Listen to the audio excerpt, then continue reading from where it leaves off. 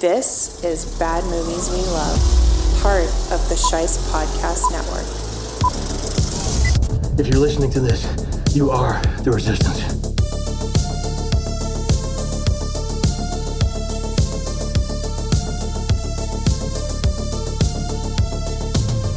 Hello, Bad Movie Lovers, and welcome back to NicVember here at Bad Movies We Love, where we are currently celebrating the many films of Nicolas Cage. And in no small coincidence, I am your host, Nick Scheist. The master of the stupid stuff! If you're a fan of the stupid stuff, you have come to the right place. So before we continue, just do me a favor, make sure you follow and subscribe to the show so that way you don't miss an episode. And if you have the time, please leave a rating and a review, especially if you've ever heard me mention the name of the movie and you said, wait a second, this movie doesn't suck, this movie's awesome. That is exactly what we're going for, and believe it or not, your reviews are actually one of the best ways for other weirdos like us to find the show. And if you want to become a card-carrying member of the Resistance, for just $5 a month, you can sign up for the Resistance Members Only tier at badmovieswelove.captivate.fm/support. Yes, I know that's a mouthful. I'm probably going to switch over to Patreon to start 2026, but for now, the link is up in the show notes, so you don't have to worry about memorizing any of that. But for your $5, you'll get access to the Discord channel. You will get automatic entry into all of our giveaways. I just did a $50 giveaway for a physical media label for October. You will get the member exclusive shows by Monsci Ficon and Bad Movie Futures, and first-time subscribers will get an automatic welcome pack with stickers and a handwritten thank you card. So your $5 gets you pretty good value. It helps support an independent podcast like this, and then in turn, you're also helping support the artists who I license music from for the show. That way you can feel even better about spending the $5 to support the show. I'm probably going to close down the phone lines because nobody uses it, but if you want to get in contact with me, you can email me at badmovieswelove@thesheist.com, or you can share some thoughts with me anonymously by taking the listener survey, and the link for that is up in the show notes. All right, let's get to the show, because I was joined by Scott from Shoot the Flick and Becky from the Girl and the Gay Movie Podcast to talk about a movie that's more recent than most of the movies we talk about on this show. Nick Cage gives us the silent treatment in Kevin Lewis's Willy's Wonderland from 2021.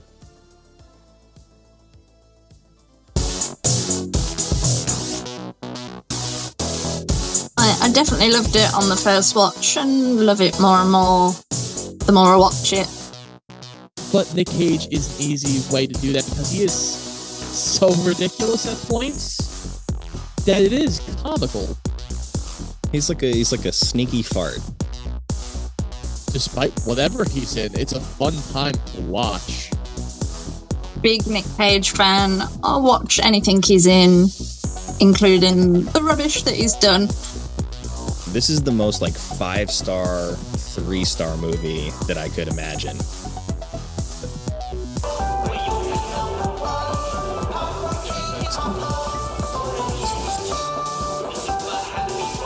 I know the bullshit story they told you, that if you clean up the place tonight, they'll pay to have your tires fixed by morning, right?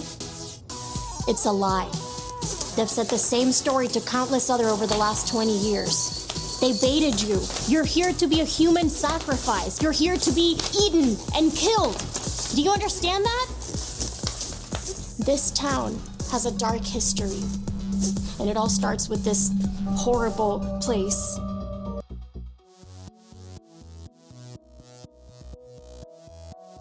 Becky, Scott, thank you so much for being here. This is a real treat to fill in not just, I think, a sort of guilty pleasure type of film in the world of Nicolas Cage movies, which his catalog is made up of many of those, but a very specific type of movie that I think sort of transcends guilty pleasure into sort of cult favorite, and that's why we ended up getting 3 people here for this show today. So thank you both for being here. Hey, it's a pleasure. Yes, thanks for having us. Well, I want to give you both a little opportunity to introduce yourselves to my audience. I mean, we're all kind of in the same circle online. Like, we all know each other a little bit. But for my audience, like, Scott, why don't you let my audience know where you're from and what you do? Well, hi, I'm Scott. I'm from Shoot the Flick. Me and my wife introduce each other to movies every week, every Wednesday usually. And we've been doing it for 6 years now. Just having a good time, from everything from I'll show her Aliens and she'll show me High School Musical or things like that. And it's just one of those things we go back and forth on each other because you never really realize when you're with somebody what holes they have in their movie knowledge. So it's a good time. I know that experience well. My wife is a big High School Musical fan, and I've seen all 3 of them now. And and I've seen like Lemonade Mouth and a lot of the Disney Channel originals too. Yeah. So we definitely have a similar experience. But Becky, first of all, I love your setup in your room there. It's quite impressive. I mean, if I turn off my background, you're going to see my shoes, and we don't want to see that. But your horror collection there is very impressive, and you have an Instagram page that is dedicated to your love for horror. So why don't you tell people about it? Okay, so I have a page that's This Girl Loves Horror, where I mostly do reviews, but I do show some of my collection, physical media, art, everything, and share when I go to conventions and things like that. But yeah, mostly you'll find my movie reviews. I haven't seen High School Musical. Any of them. One day I might. Mostly horror that I do on there, hence the name. And I also am half of a podcast, the Girl and the Gay podcast. Again, we do cover all movies on there, and just have a bit of fun chatting about them with my friend Jay. So, well, I don't know. You probably have seen it, but Anna the Apocalypse is probably the movie that is High School Musical, but also a horror movie at the same time. And that's the one that my wife and I sort of like agree on. We meet in the middle, and we both love that one. So it's become like a Christmas staple for us. Oh, brilliant. Yes, I do like that one. It's a bit of fun, that. Yeah, it's about as close as you're going to get. Yeah, that movie surprised me when it came out because like no one was saying anything about it. It was like, oh, we'll go see it on a whim, and me and my wife loved it. Yeah, there you go. Look at it. It's perfect. I mean, we should do another episode about that movie because I do love that movie. But we're here today because obviously we're talking about Willy's Wonderland, the very stylized and ridiculous Nick Cage vehicle, directed by Kevin Lewis, written by Geo Parsons, starring Nicolas Cage, Emily Tosta, and Beth Grant, probably most famously. And like we said, it's kind of transcends guilty pleasure B movie territory into really like cult favorite. And Becky, I'll start with you. Why do you think this movie gained the kind of traction that it did? I mean, I don't know. I want to just say Nick Cage because I'm just that's the reason I watched it. That's fair. I'm a big Nick Cage fan. I'll watch anything he's in, including the rubbish that he's done. I'm pretty sure I had heard bad things about this, so it quite surprised me when I watched it, and I had a lot of fun with it. And I think just because it's quite different, a lot of fun. So I think that's probably why it's gained a bit of a following. Yeah, I think his performance in it definitely helps because even when the movie's bad, kind of when you walk away from it, the thing that you would tell somebody else about this movie is, yeah, Nick Cage was being super weird and very entertaining. But I guess, I think this sounds like a fairly simple question, but this is a horror movie, right? It's a horror comedy. So it falls within your purview. Yeah, I'd class it as that, definitely. Yeah. Okay. Well, I think that probably helped it too, being a genre picture, like kind of guides it towards its own like sort of specific audience. But yeah, Scott, like, when did you see this movie? Because this is a pandemic release. right? Yes. So this is a COVID movie, which Yep. I don't really talk that much about this era of films yet, just because most of the stuff that I talk about is from the 80s and 90s and early 2000s. We're just kind of like working our way towards this era, but this movie was not easily accessible at first. So like where did you meet this movie? I think, if I remember correctly, whenever it first like appeared on like, I want to say Prime or something, like that first like week or so, me and my wife made like an appointment viewing to be like, oh, we're gonna spend the $20 or whatever it was at the time to be like, we're gonna watch this movie because we're both big Nick Cage fans. Nick Cage is kind of one of those guys that, despite whatever he's in, it's a fun time to watch. And at that point, I'm also kind of an avid gamer. So, like, you have the direct Five Nights at Freddy's connection with this movie and another movie called Banana Splits. So it's kind of like a weird thing that we were all kind of clamoring for this type of movie. And then, like, we got it, and it's bonkers. That's fair. And, you know, when the movie originally came out, it was slated for October of 2020, I think. So it was supposed to be, you know, a Halloween cash grab type of movie, and that's totally fine. It comes out, I think, February of the next year in 21, and has a very limited theatrical release. And I remember like it played in one theater for like a couple of days here. And so it was a movie that like I'm wearing a mask to a movie theater to go see just because I love Nick Cage so much. And also I'm trying to like support theaters and support movies just in general while the pandemic is going on as best as I can. So it wasn't something where I had played Five Nights at Freddy's. It's not something where I really knew anything other than Nick Cage being in it. And I mean, I think you can walk away being like, yeah, that was sort of like a great vehicle for Nick Cage to show off and do his thing, which it is. But I actually sort of liked a lot of the specificity of the rest of the world more the more that I watched it. And Becky, since you're such a huge horror fanatic, for you, does this sort of leave a lasting impression as a horror movie, or do you sort of view it as just like a great showcase for Cage?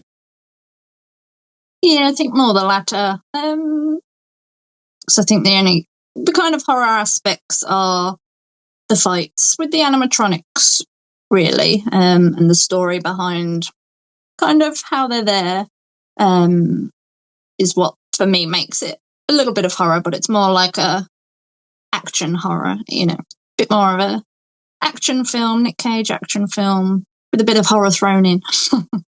That's fair. Like, I don't think the intent of the movie is to be scary, of course, No. but it uses a lot of like tried and true horror techniques and in kind of its setups. And I would say like it's not exceptionally gory, but it does get kind of, we'll say, juicy with the blood and the oil. So they're not afraid to make it visceral in the way that you would expect from a horror movie. But yeah, you're not seeing a lot of like really frightening things on screen. But Scott, like, do you lump this into like Nick Cage stuff, or do you lump this in with horror? Is there a space in between those two sections where you keep it? Yeah, there's a little bit of a space in between. Horror comedy is a great way to describe it. I also used to describe things like this and like movies like Killer Clowns from Outer Space as like what you introduce your child to first when you're trying to get them into horror movies. Like these are like the gateway horror movies of like, it's not too scary where you're like, oh, they're going to be up for the next 12 days. But this is one of those movies that you can kind of like ease them into like, hey, you like horror now. But Nick Cage is an easy way to do that because he is so ridiculous at points that it is comical to like an extent. Like this reminds me a little bit of Tucker and Dale versus Evil, which is another horror comedy that's very funny. So it's like one of those things like you're like, it's just a good time to just watch it. Like when he stares down the weasel cutout in front of the store, it's one of the funniest parts of the movie. It's just like a close up of him staring down the weasel. It is a pretty funny movie overall too, and some of that comes into, I think, a little bit of the character design choices, because you bring in Cage and he's playing it, pretty much straightforward. Like his character is the straight man in this movie, and even the kids kind of like, well, they are a very interesting bunch that doesn't have like a super robust backstory going into it. They are an interesting group of kids to have together in this.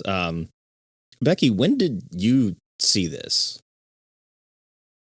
So I think only a couple of years ago, kind of when I first started my review page, me and a friend used to do lives talking about films, and this was one that I chose because it was Nick Cage. I hadn't seen it. I had so much fun with it. He absolutely hated it. So it was fun to talk about. But yeah, it's and I have seen it a few times since, and I own it as well. I think it's, like you said, it's just a really good time. I think you can't go into it taking it seriously. You've just got to sit back, switch off, and enjoy this one.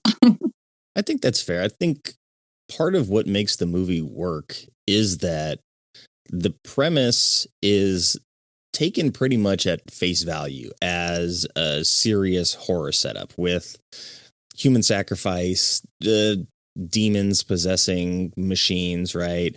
A little bit kind of like, I don't know, Maximum Overdrive in a way, where it's like single location, trapped bunch of living robots that are trying to kill you. But even Maximum Overdrive is silly in its own way too.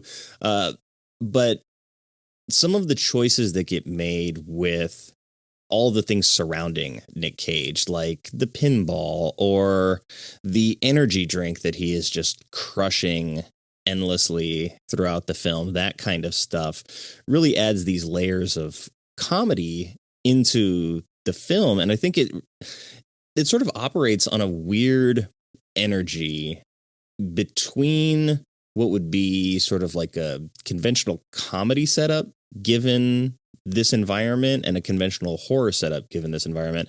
And I think more and more good horror comedies begin to figure out how to navigate that balance between the two. But because I mentioned it quickly, I'm curious for you two. Scott, I'll start with you. The energy drink, there's never any specific purpose given to the energy drink. He just has them in his trunk. So I assume that they're like room temperature all the time until he puts them in the fridge. But he also has just a burlap bag that's like, this is my energy drink bag.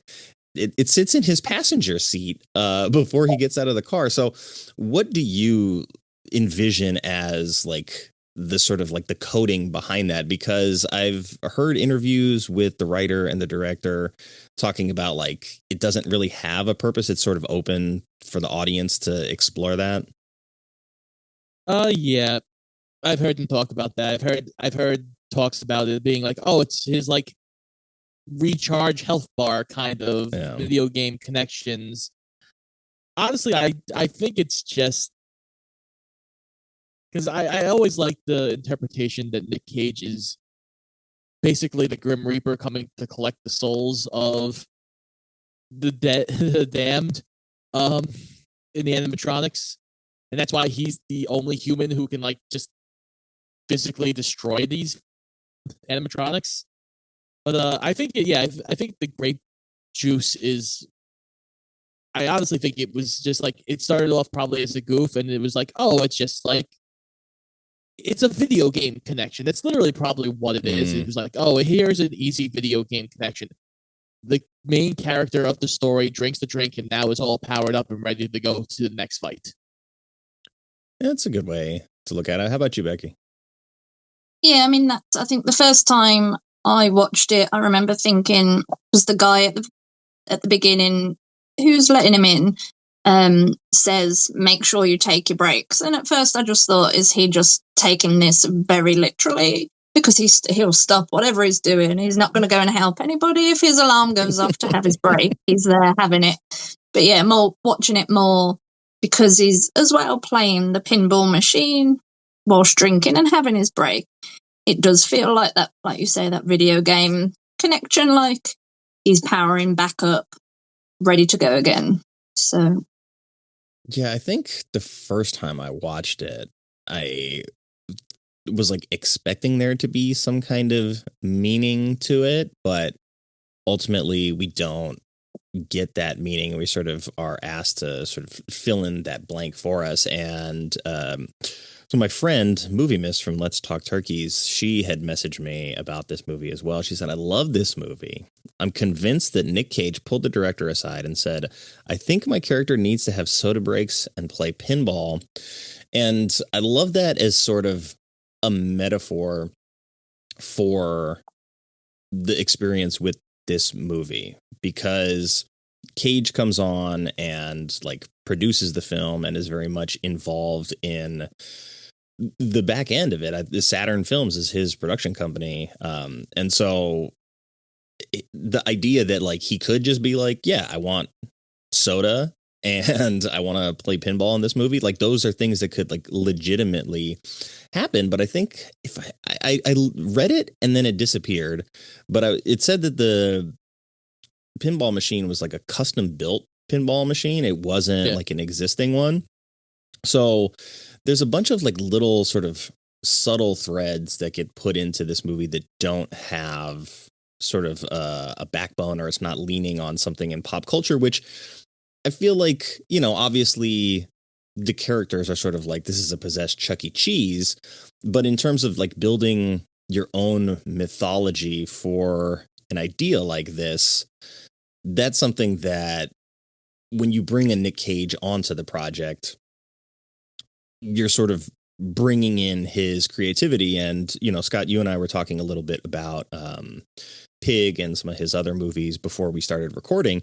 And in Pig, that was first time director making that movie. And so Cage's influence on the creative side of the film was a huge influence to the overall project. And so like, I think this might be a very similar case, but like, how do you view this? Yeah, easily. Cage has become, but now his first movie was like early 80s. I think it's Fast Times at Ridgemont High is his like first movie, which back in the day. So he's been around for 40 plus years now, which is crazy to think about.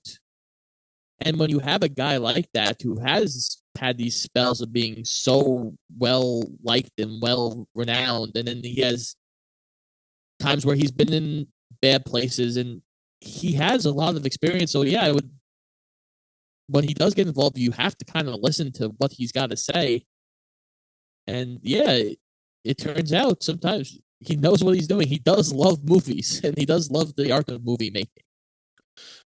That's a good point. And he's only directed one film, which is kind of like both surprising and not, because obviously he loves acting and that is his passion. I'm trying to recruit somebody to talk about his directorial feature. But Becky, like when you look at sort of Nick Cage's career as a whole, obviously he's done some horror movies more in the last, I don't know, like 10 to 15 years, right? Like he did Mom and Dad, Color Out of Space, Mandy, like all this stuff is semi-recent. Willy's Wonderland as well, Prisoners of the Ghostland. For these kinds of films, like, do you prefer Nick Cage to just like get weird and do his thing, or do you like to see him really sort of like dialed in to where he was making an adaptation or Raising Arizona or some of the work that put him on the map as the guy? Yeah. Kind of a bit of both, really. I wasn't a fan of Mandy. You know, I do like him when he gets wacky, but that just wasn't my cup of tea at all, Mandy or Colour Out of Space. I mean, some of my favourite Nick Cage films are the, 90s Face Off, Con Air, the proper action films. But again, I still think he's quite wacky in those. Fair. So yeah, kind of a bit of both. Okay, that's fair. And I do know. He's obviously got the range to do them. Yeah, definitely. And I do think, although he's been in some, that might not have been so great, I do agree that he's definitely knows what he's doing, and knows a lot about movies. So, well, so that I can better understand your like specific tastes and preferences, like what is your favorite horror movie, or do you have a favorite in general? Yeah. If I had to narrow it down to one, I would probably always say Scream. Oh, okay. Is Scream big in the UK? I've got another friend who's from the UK who loves Scream and the Scream franchise. Yes, yeah, definitely a popular one. Okay, good to know. Okay, that's fair then. So that helps a little bit. Scott, I'll extend you the same question. Do you have like a favorite individual horror movie? God, that is a tough question. It is. Do you have a favorite type of horror movie? If you want to make it a little bit softer of a landing. Yeah, that's fine. I love the slasher movie. I really do. I've always been a big slasher guy. But yeah, slasher horror comedies, like I that's usually kind of where I go to most of my horror. I'll probably go New Nightmare. Is if I have to pick one right now off the top of my head. It's like the predecessor to what Scream would be. Yeah. Because I love Robert Englund, and I think he is not only is he a great Freddy Krueger, but he's an underrated actor in general. But like just the way he does that movie and the way they do like everything in the real world, it's just a great movie. And it's been a long time since I've seen that one. Obviously, this is Wes Craven's New Nightmare, right? Yep. Yeah. Okay. Well, that's good to know. But for the purposes of this movie specifically, I was kind of worried because when I initially put it on the list, I was like, oh, yeah, I know that the ratings for this movie suck. People didn't really like it. It's well within the grasp of what I do on this show. And then I started doing the math and I was like, uh-oh, like we might be entering into territory where people have turned the corner and this movie is officially a good movie. So let's go to the tail of the tape so that I can run through the ratings here.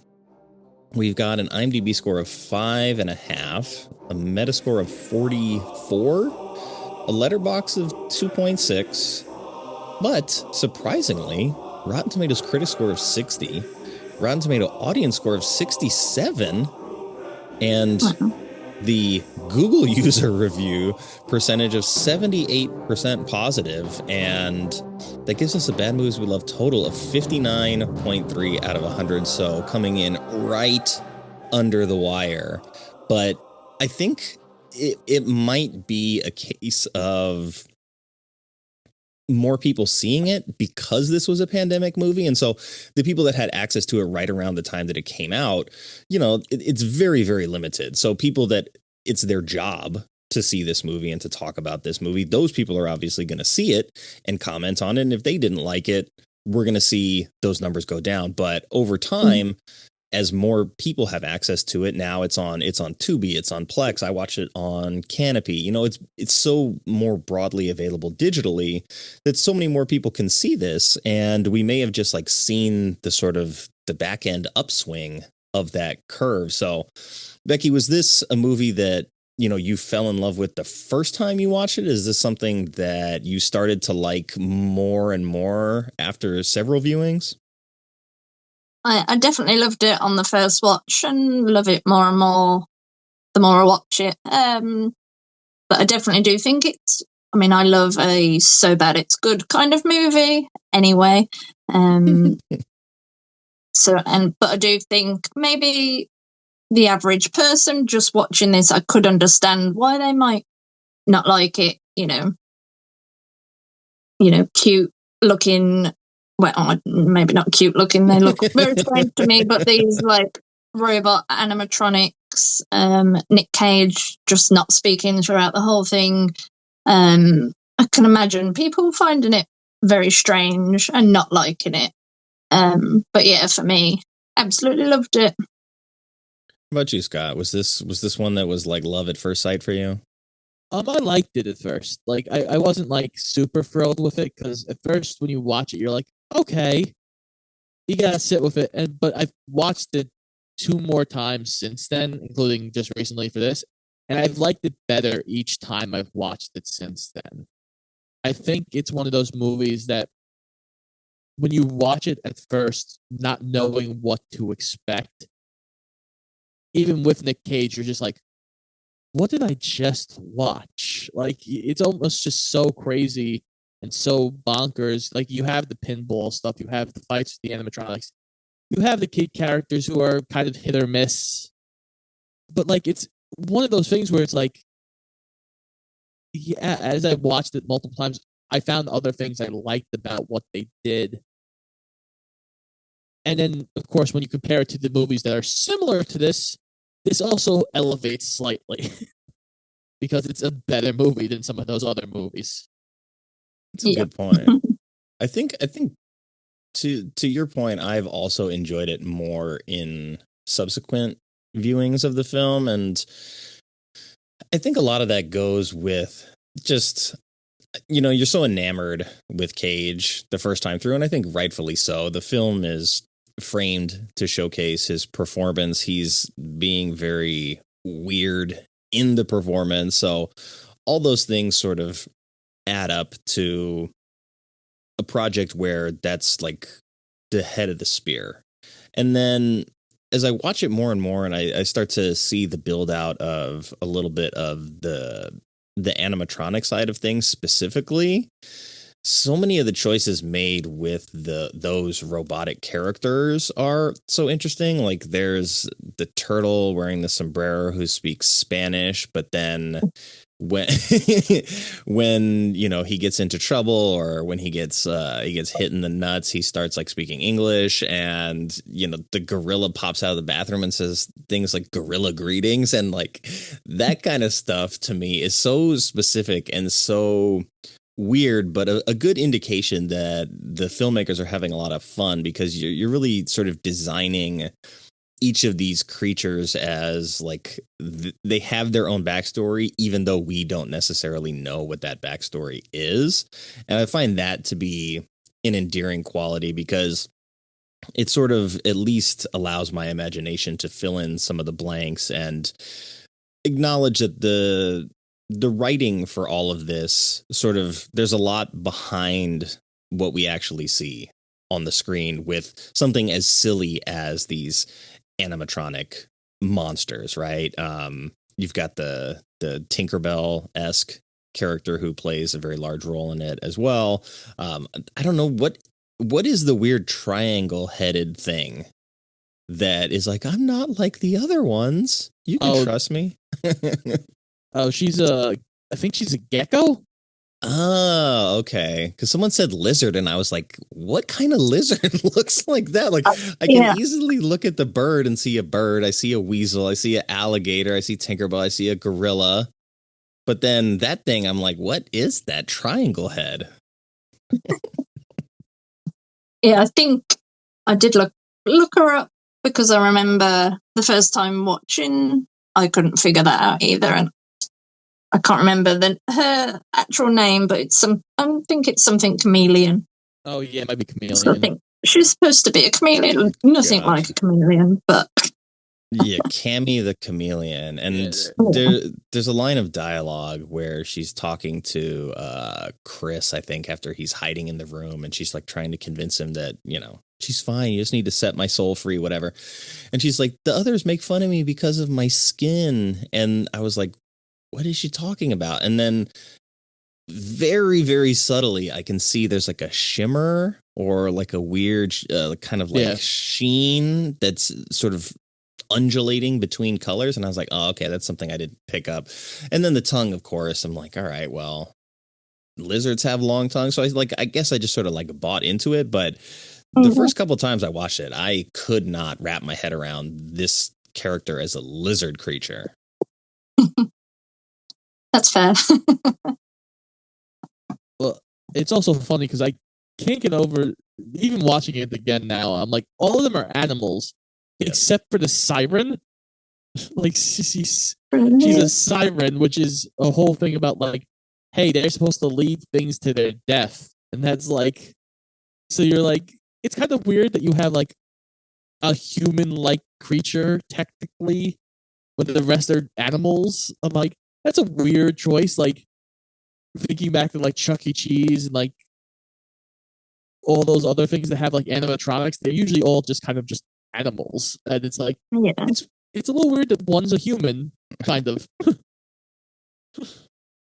True. Becky, do you have Chuck E. Cheese's in the UK? Do you have? We used to go to one called like, I think it was called Pistol Pete's or something like that. It was like knockoff Chuck E. Cheese. Do you have anything like that where kids line up to eat pizza in front of scary, dirty robots? No, I don't think I've ever heard of anything like it until seeing it in the movies and on TV, on American shows. But so yeah, I don't think we have anything like that. I do remember, years ago going to McDonald's parties and stuff, and you'd have your Ronald McDonald's, but it was people dressed up. So no, I don't think we have any little animatronic ones. I find it very strange. That would have freaked me out as a child going anywhere like that. I mean, I think it did freak us all out, which is why we stopped going as adults, because I mean, the pizza was cheap, but it was like a arcade. I mean, I guess that's like the model of like what Dave and Buster's was built on later, is that like kids want their Chuck E. Cheese back, but minus the scary animatronic monsters. But yeah, it sort of, it's very like culturally specific in that way then too, is that like we're making fun of this one very sort of like American cultural establishment that is kind of ridiculous on its premise as a party space. But yeah, the number of trips that I had combined to Chuck E. Cheese or a Chuck E. Cheese knockoff establishment during my youth, I think made me more interested in the premise for this movie than I may have otherwise been. Scott, do you share that sentiment? Yeah, I definitely agree. Yeah, as a kid, I went to Chuck E. Cheese a lot because there was one in my town growing up. So I remember going there all the time. And I don't think I ever realized how creepy the animatronics were until like a friend of mine had his like 12th birthday there. And we went there, and at that point, when we were eating pizza and then looking at this animatronic band that probably hadn't worked right in probably like 3 or 4 years, and you're like, yeah, they're creepy looking. The dead eyes, the like, it's just a creepy idea of robots. And you're like, at that point, I've also watched Terminator and all those other things where you're like, yeah, robots are creepy. Like, so yeah, it makes a whole lot of sense. I think maybe once you arrive at that age, you're 12, it's like, oh, I've crossed over into like, I'm too old for this now. And so you can't see it as this sort of charming thing. But either way, it was like the mascot is a rat. It's not even like a cuddly animal. Like, this is a cheese eating rat who's gonna like, what, he's eating the cheese in the restaurant when nobody's there. I don't understand the appeal of specifically the rat creature himself. It never really made a whole lot of sense. But I guess it kind of was a counter to like, hey, Mickey works, so like we should have a rat that kind of works, even though Mickey's technically a mouse and rats are slightly different. But digress, it's one of those things like it works. Yeah, Dave and Buster's. Yeah, you're right. I think you were right though that Dave and Buster's are like, hey, we can do what Chuck E. Cheese does, but not have the creepy animatronics. Yeah, like you still get coins and you get tickets and win prizes and have arcade games and all that stuff. And there's still like pizza and wings and party food for the most part. But yeah, there's no very dirty, broken down robots to to eat in front of. But let me take a moment here quickly to set the table for this movie specifically. Willy's Wonderland began development in 2019 when writer-producer Geo Parsons expanded on his earlier short film, which was Wally's Wonderland.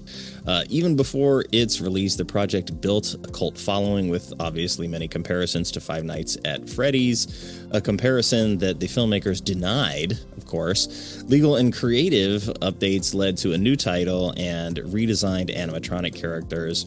And the director, Kevin Lewis, described the film's tone as a little bit of Pale Rider meets Killer Clowns from Outer Space, drawing visual inspiration from Beyond the Black Rainbow, which I think I can see. I didn't at first see it until he mentioned it, and then after the fact, I'm like, okay, I think I can smell what he's cooking here. But filming originally took place in early 2020 in Atlanta, Georgia, and they used an abandoned bowling alley as the main set. And production designer Molly Coffey crafted the film's animatronics using puppetry and practical effects. As we mentioned, it was originally slated for October 2020, but was delayed due to COVID. Eventually debuts on February 12th, 2021, mostly through video on demand with a very limited theatrical run, but later premieres internationally in Saudi Arabia, of all places, in September. The film cost $5 million, only grossed $457,000 worldwide against its budget, though modest in its box office. It steadily built an audience across its limited release and has since become a cult favorite for its mix of horror, humor, and Nick Cage's trademark intensity. So obviously this movie has a lot going on. It's, maybe not you, but me, I sort of envision it as like this almost as like a TV series where there's a lot more backstory about like the origin of the demonic possession that happens in the first place. There's more about the town trying to fight back. By the time we get to Nick Cage, we're at the point in the story where, like you would see in a Western, where the drifter comes into town and he gets hired to like fight the bad guy kind of thing. So it has a very like Western element to it as well. And then the falling action would sort of be, sort of on the same pace as we see throughout this movie. But I could definitely see this as like 6-8 episodes fleshing out the rest of the world around this. But Becky, do you even want to see a sequel if it gets made available? I mean, I would watch it because I'm a sucker, but it doesn't need it. I mean, it's great as a standalone film, but I mean, yeah, if they did a TV show, like you say, making more background, showing you a bit of before Nick Cage got there, I'd be open to that. That would sound good. That's fair. What about you, Scott? I am also a sucker, so I would probably watch it. It's one of those things like, do we need it? No, we don't need it. But will it happen? I can see it. I can see it happening. I can see somehow them connecting all of these random little worlds. Like, why do we keep getting evil animatronics? Let's connect Five Nights at Freddy's to Willy's Wonderland somehow. And I can just see that happening somehow. Maybe 10 years down the line, it's Willy's Wonderland versus Five Nights at Freddy's, and a little Nick Cage crossover action. That probably. I was going to ask you this before, Scott, because you had mentioned that you had seen Five Nights at Freddy's, and I have not. And in what I've seen for the trailer for the sequel, it looks like it takes itself seriously with some of the elements. I mean, I see like the daughter is depressed that her animatronic monster friends are gone. So it's like it seems like it's doing a little bit heavier lifting in sort of like the drama department. Is that accurate? Yeah, I think so. Five Nights at Freddy's was kind of like it almost like the movie missed the boat almost. Because like at that point we had moved on as a society, kind of past all the Five Nights at Freddy's being like every time the next game came out was like a cultural touchstone for that moment. But it was okay. I think it took itself way too seriously in general, the first movie. So like I assume the second one's also gonna try and take itself way too seriously.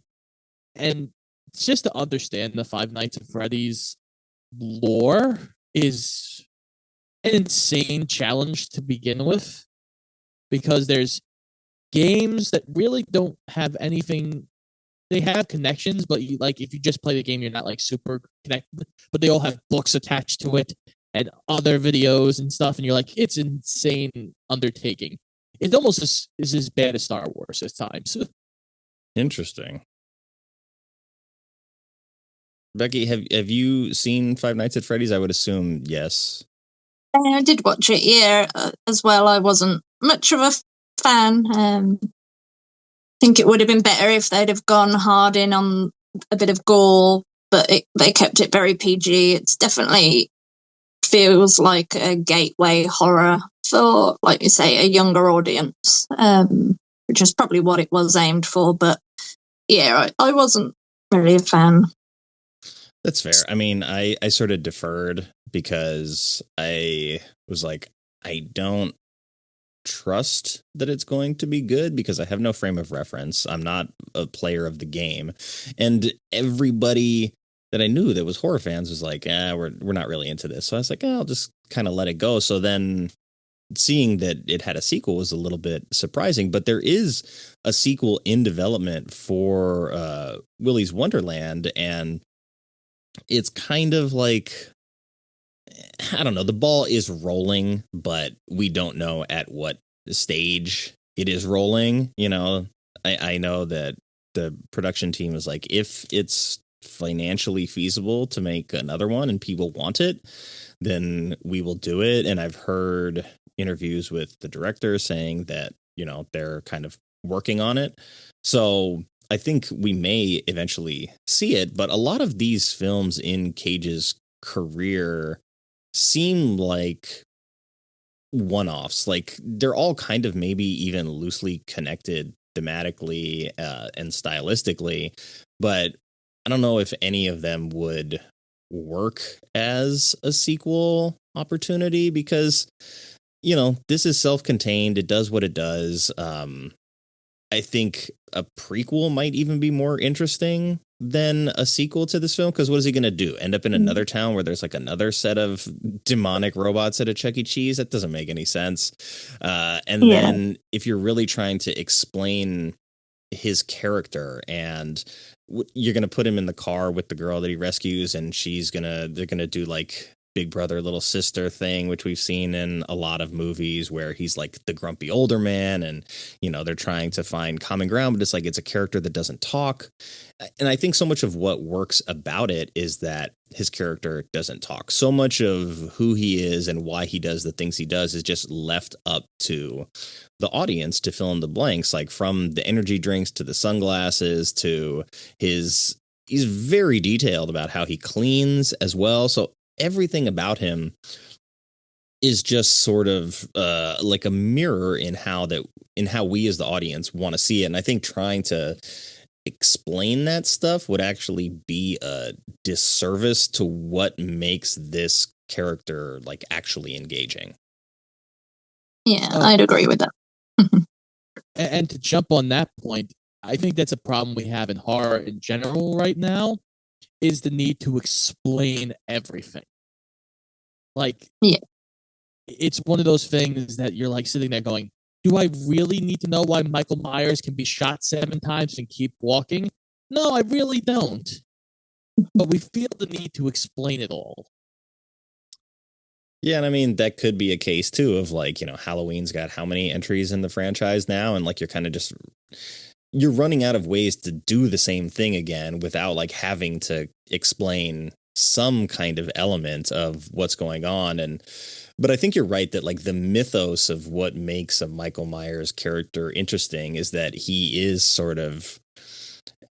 he's like the tide in a way that is like he's going to just continue coming and taking land, and you're sort of just always slightly outpacing it, but it's always like nipping at your heels. And I think that's what makes the character interesting. So to get too heavy-handed in the explanation of a character like that, you're kind of missing the appeal of what makes a character like that engaging in the first place. Because I don't know that people go into any Halloween film being like, damn, I need to understand the character of Michael Myers. It's like those movies are about the people around Michael Myers and sort of their relationship to him, not the other way around. So I think that's kind of the same with sort of like all of that era, right? Like you never really needed to understand Freddy. You never really needed to understand Jason all that much. And then I think as time went on, we get into the 90s and the 2000s, there's more of a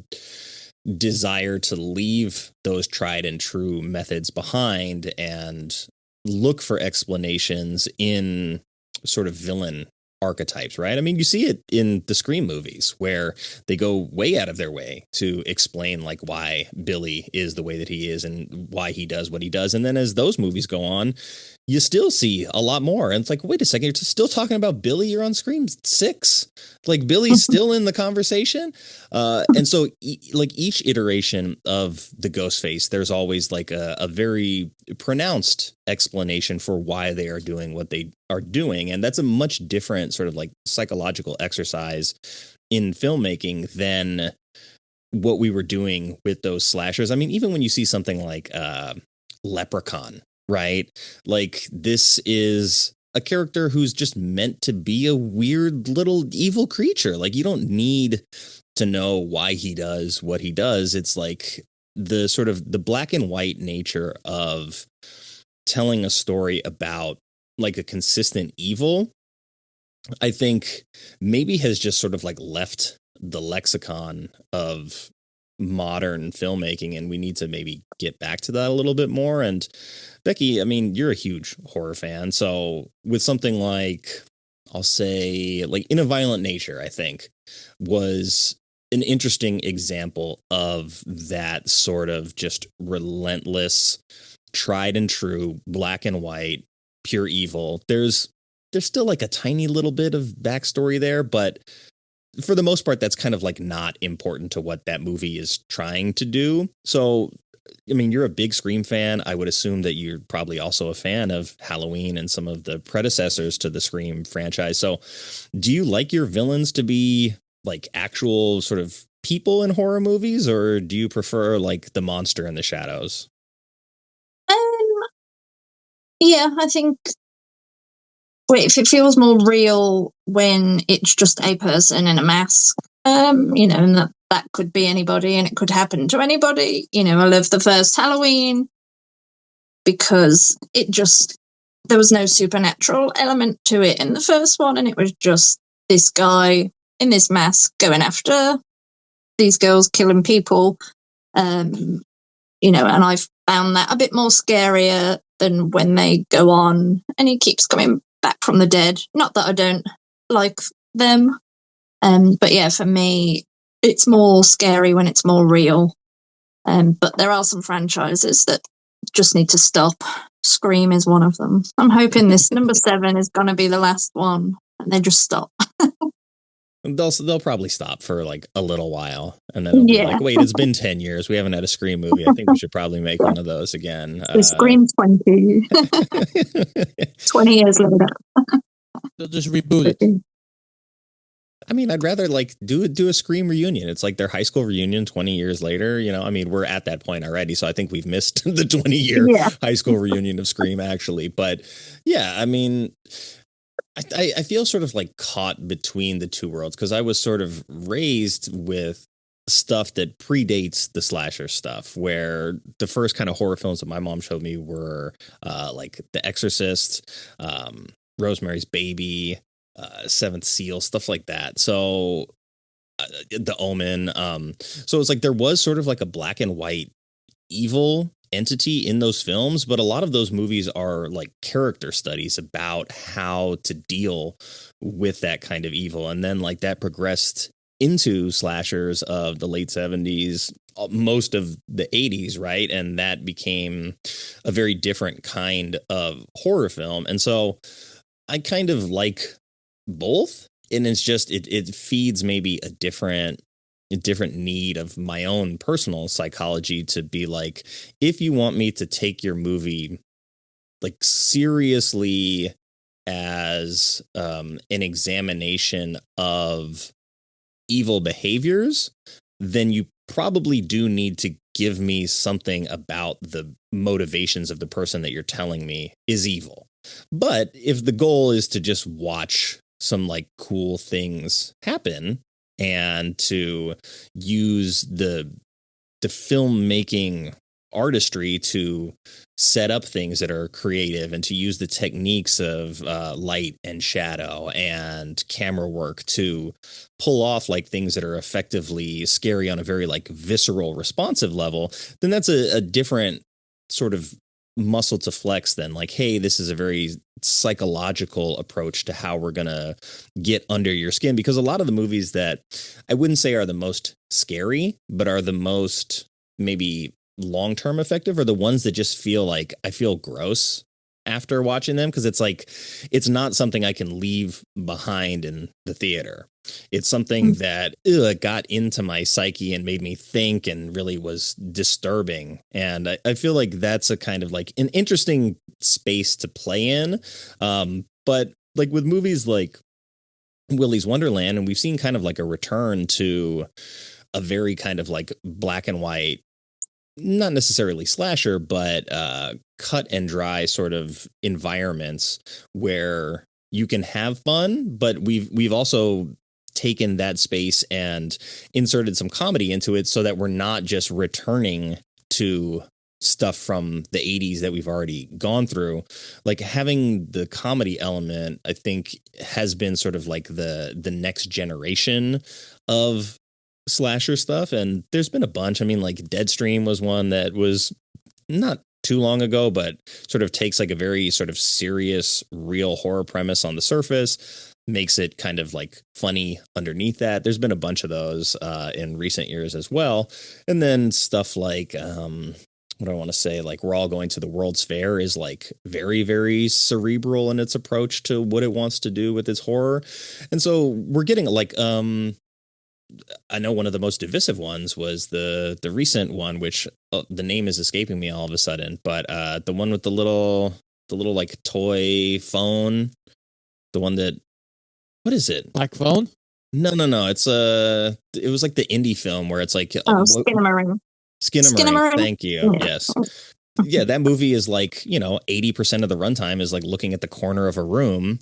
And so some people really loved it and thought it was super effective. Other people are like, what am I doing? This is insane that I sat in a movie theater to watch this for the most part. And so we've entered just like a very interesting, I think, space for horror since like the post 2000s era, because everything is kind of like either going to be very exploratory, like we see with something like Skinamarink.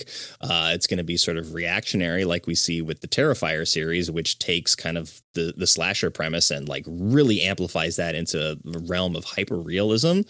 Or we're getting, franchise sequels that are going to continue. And it's a very interesting time, I think, for the horror genre. And I like that movies like this can exist within that space and like find success and find fandom and not be held to the same standard as other horror films, I think, is probably what I'm getting at. Yeah, I think we're getting a lot of good stuff like every year.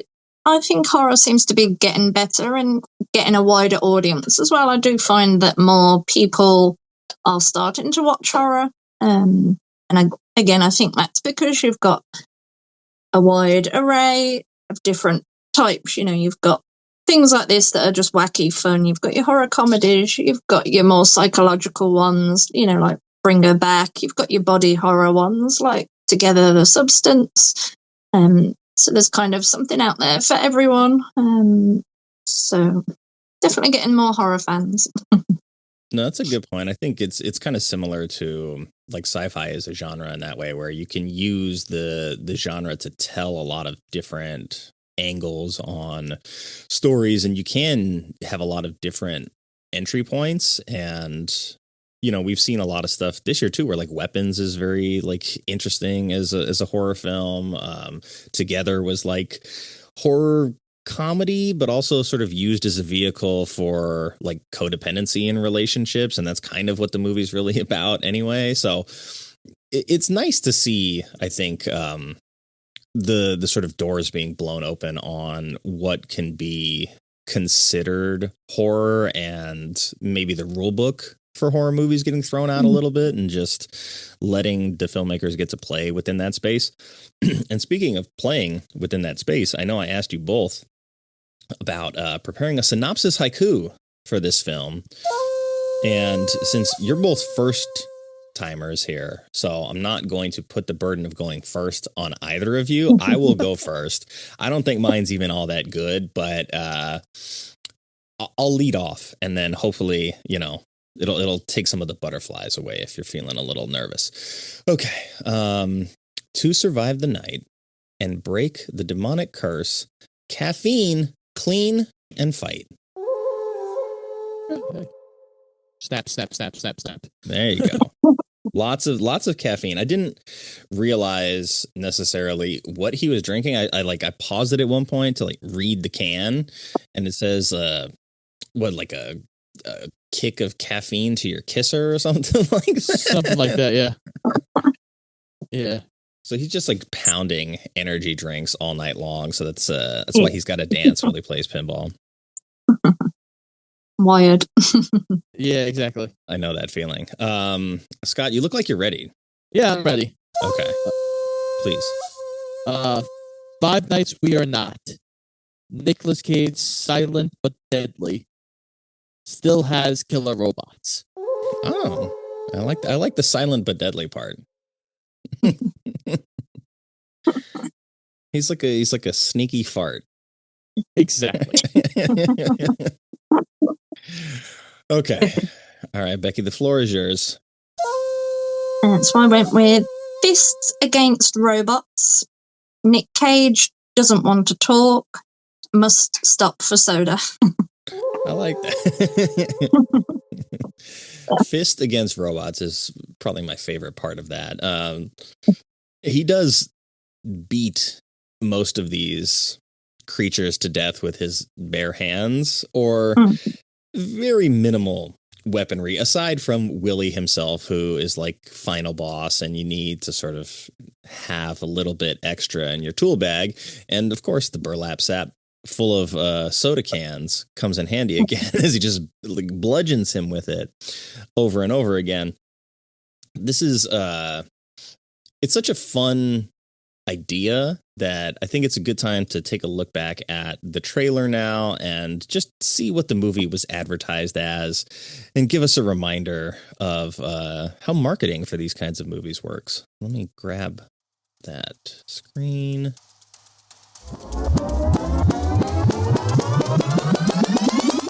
Before we get to the trailer, it's time for a quick word from our sponsor.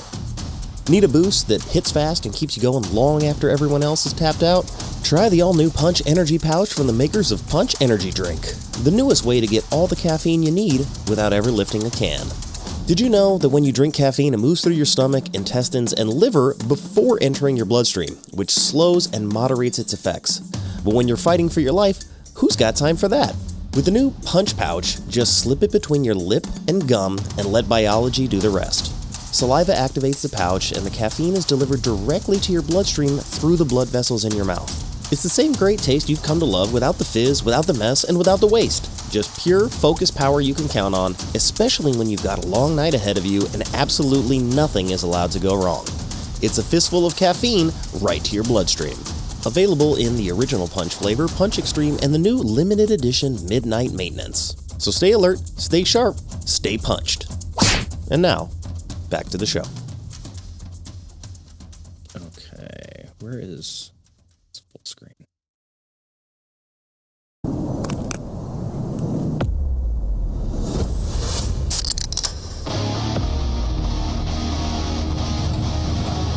Definitely not Welcome hiding to the Willy's soda right Wonderland. away. Spend the night cleaning Willy's Wonderland, and I will pay to have your car fixed. Deal?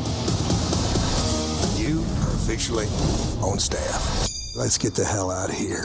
I can't stand to hear a grown man scream. This place has a dark history. I know the bullshit story they told you. It's a lie. You're here to be a human sacrifice. Have you been listening to a word I've been saying? He's gonna die in here, but he won't listen to me.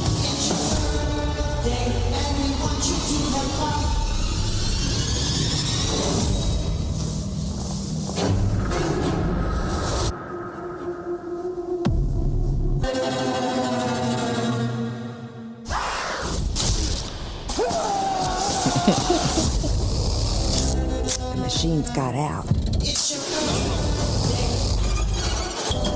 Nobody is safe. Put your balls on, Evan. We're going to Willy's. He's not trapped in here with them. They're trapped in here with him. Surprised they put that line in the trailer. I mean, it's a good one.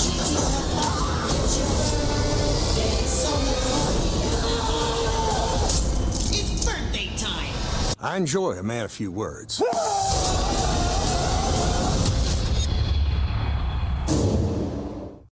I mean, I'd watch it again based on that. I was gonna say, I've never seen the trailer, and that would definitely make me want to watch it. Yeah, it's cut really surprisingly well. It hides, I think, how funny it is, but it's a marketing thing where, you know, if you're trying to appeal to the horror audience, especially when you're going to release this around October, you maybe don't want to lead with the sort of most comical elements of it, but it seems intense, which it definitely has those moments. You get Cage, you know, bludgeoning something to death and oil spraying all over the place in the trailer. You get the elements of the human sacrifice. There's like a gratuitous cleavage shot as well. So that, I mean, it's leaning into a lot of horror specifics from, you know, the 80s and 90s as well, where, I mean, even in this, you see the two characters that have sex end up dying in the moment that they're having sex, which is very like classic slasher film as well. I don't know why the two of them decided that would be a good idea, knowing that they're entering into an environment with the demonic animatronic beasts that they're fully well aware of when they go in there. But, you know, I guess sometimes you just can't help yourself. I guess. Just too tempting, wasn't it? Clearly. A little like exhibitionist, like make these demons watch. And I think there's a couple times during that scene too where they're like, is the alligator always been there in the corner? It's like, well, let's give him a show. Like it's such a weird notion for these characters, because they go to Willy's with the intent of burning it down because of the demonic entities inside. And it's just like, well, whatevs. Like, you know. Part of me always thought, the more I've watched it, is I don't know how much the kids actually know, except for Lynn. Yeah, the main the main actress. girl. Yeah. Because she survived it technically. So she knows it's true. But I don't know how much they actually know. Okay, that's a good point. Like, these are just her whether friends. they really believe it. Yeah. Like, hey, you guys want to hang out tonight? Yeah, Liv's thinking about burning down Willy's. You guys want to go? I guess so. I mean, you live in a small town, you know. Yeah, nothing better to do. Yeah, not a lot going on. Like, yeah, she probably doesn't really want to burn it down, but if she does, that's fine. Yeah, that's it's just a creepy building at the end of the street. Exactly. And so I think if anything, you know, wanting to understand more about the kids' dynamic, or at least giving them a chance to be more fully fleshed out characters, you would have to remove Nick Cage from the movie, I think, for that to be the case, because what we want to see here is the drifter, right? And so you don't have enough room. There's not enough meat on the bone to go around for all of the individual kids in this, and they kind of exist to be, you know, cannon fodder. They're there for the specific purpose of pretty much getting killed and giving the audience the kills that we're kind of looking for, because otherwise it's just smashing robots the whole time. Yeah. So do you want to do a little bit of trivia right now? I'm down. Time. All right. I didn't really trivia. find a ton of good questions, sadly. So I had to make do with what I had. And, you know, this movie strikes me as one that would have a lot of trivia, but unfortunately, that just wasn't the case. So I have 3 questions. What I'll do is we'll trade off, and then if one of you does not have the answer, you can jump in on the other question, and then we'll use it as a way to get to the bonus wheel, and that's where all the fun questions are anyway. So, question number 1: Nick Cage found the script on which genre screenplay site? I'll go with you, Becky.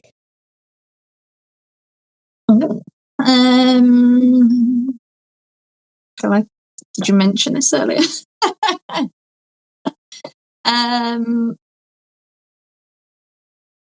don't know. I might have to pass that one over. Scott, it's yours for the steal. I don't know why, but the only thing that came to my mind was Backstage, but I don't think that's right. That is not the answer that I have in front of me. So Geo Parsons, when he wrote the short for this film, he developed and actually produced an entire short, but he put the script on the Blood List, and he was seeking to have it funded as a full-length film. And after he did that, it had become popular, and Deadline then announced that Nick Cage has joined the cast after reading the script on the site. And then Cage joins in also as a producer and brings Saturn Films into the picture. So kind of a weird element of kismet, where this is, you know, an element where I think Kevin Lewis said that, if I remember the interview correctly, he said that they went through a casting director, and the casting director reached out to Cage, and he was super interested in the script. And so he became very heavily involved, and the movie probably doesn't get made, you know, without him. At least it doesn't get maybe made to the level that it does without his involvement. Oh, not a chance. Okay, well, let's go to question number 2. Scott, I'll start with you on this one. The alligator animatronic design was inspired by which Soviet cartoon? Oh, how? Yeah, these No are idea. unfair. These are unfair. Yeah. Soviet cartoons. Oh God, I was like, oh, no idea. No, French Becky? alligator is funny. I mean, Soviet cartoon threw me. It reminded me of Pink Panther-y. I don't know why, but no, I'm not sure what the answer would be for that one. Not doing very well. The answer that is listed is Gina the crocodile, and I'm gonna let me see if I can share this little picture right here. Let me do over the shoulder. That might be too small, but let me see. Okay, let's try this. This is Gina the crocodile right here. Interesting. Yeah, little top hat, you know. So interesting that you're going to grab inspiration from like a Soviet cartoon, but then to see that, all of the animatronic characters kind of have their own personalities built in. I'm not that surprised that you're taking sort of like weird chances. I want to know more about the Spanish turtle though, and that was not trivia that was readily available to me. So we'll go to the third and final question on trivia. In an interview with Kevin Lewis, he said that Nick Cage based his performance on which Charles Bronson film?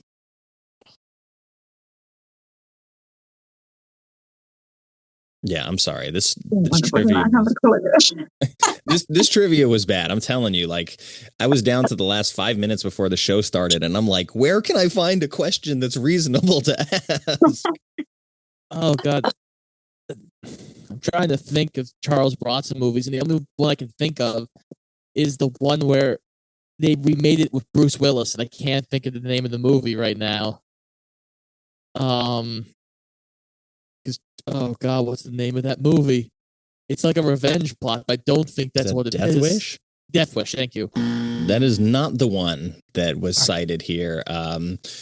Apparently, Cage based his performance on Charles Bronson in Once Upon a Time in the West. So when we think of this as a Western with the sort of like the drifter element, that's what the director said Cage was doing. It was like he was kind of on his thing with that, and that's just, he left it at that.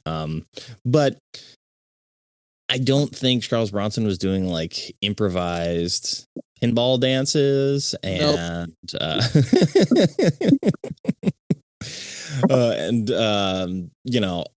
Cage just brings so much to the movie with his personality in this, like just the weird dancing that he's doing, the obsession with the pinball machine, I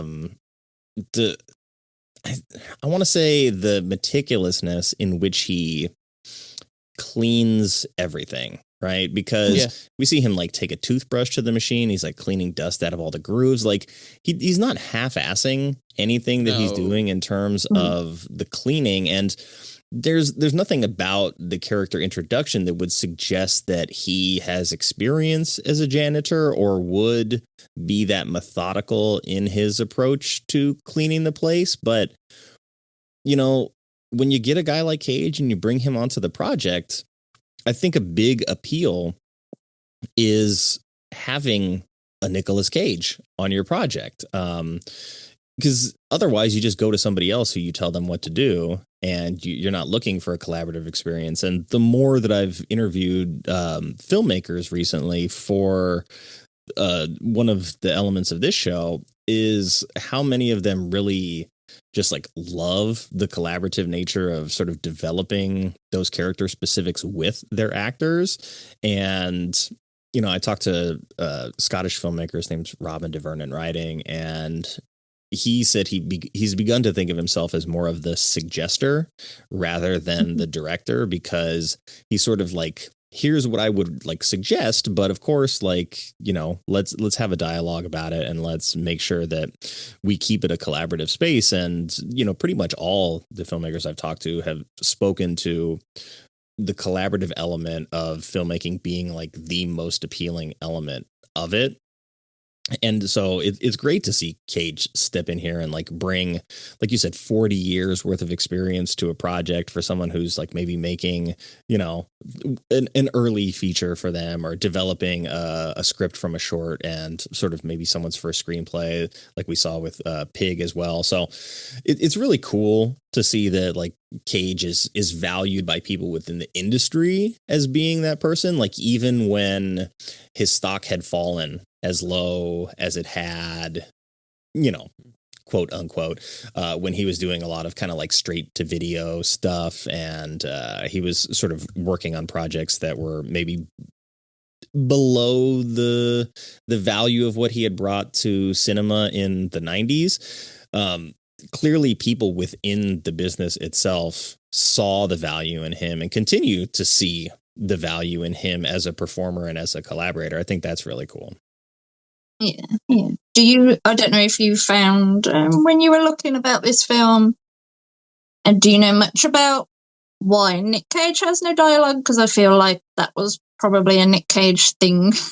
Like he suggested that, or what I it heard was from his idea. what I heard from the director is that all of that was on the page. Like the script had no Okay. dialogue for the character, but that is what made Nick Cage want to do the movie, is that he felt like it was this very interesting challenge and he liked the screenplay itself, and he was looking at it like, wow, like he's such an actor's actor in the sense that he wants the challenge. And I was just watching an interview recently with Arnold Schwarzenegger where it was I think it was maybe back on Howard Stern, but he was talking about the Terminator and his development process with that. And in that situation, he was talking to James Cameron about starring in Terminator, but he was auditioning for the part of Kyle Reese, and he had been talking with Cameron a lot off camera, or well, behind the scenes, about even if, you don't hire me as Kyle Reese, like just make sure that the person that you hire as the Terminator, like understands this, like they have to be good at all these things. Cause you're really like, this is a machine, and that's going to be the hard part in what you're trying to pull off here. And so James Cameron was like, well, it sounds like you really understand this character. Why don't you play the Terminator? And that's ultimately how that came about. But Arnold didn't want to audition for the Terminator because he's like, no, there's no speaking lines. So Arnold was coming from a mindset of speaking lines are sort of everything in a film. And so I think, not to discredit like what he was saying or like why he made those decisions for his career at that point, but to just apply that logic here, you see that a guy like Nick Cage is like, the lines are not important to me. The character is important to me, and the performance is important to me. And what can I do as a performer to give everything that I have to a character that has no lines? Like he's reverse engineering the project in a way that I think takes a very, very sort of like specific type of, I mean, I want to say like ego death, but that might be like a little too strong. Like, but you have to be willing to understand that like you're confident enough in yourself and who you are and what you do that you don't need to have all the lines to dominate the film in the way that he did. And I think that's such just like a beautiful sentiment, in that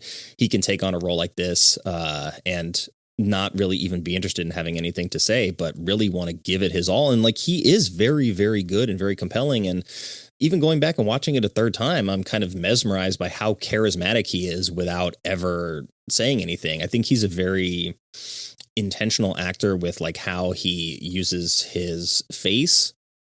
Not in a way like Jim Carrey where he's like making faces, but like he's very intentional about like how he studies the characters that he is and like what he believes them to be. So by the time that you get Nick Cage on set, like he's dialed in.